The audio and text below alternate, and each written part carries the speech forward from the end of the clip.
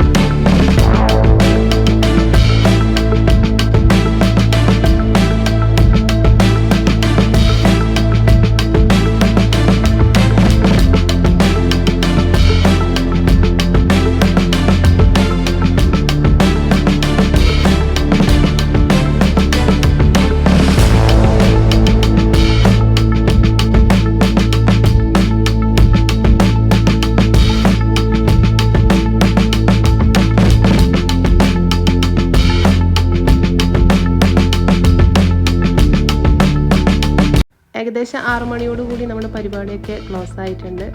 അപ്പോൾ ആദ്യമായിട്ട് video കാണുന്നവരൊന്ന് support ചെയ്യാൻ മറക്കല്ലേ. ബൈ.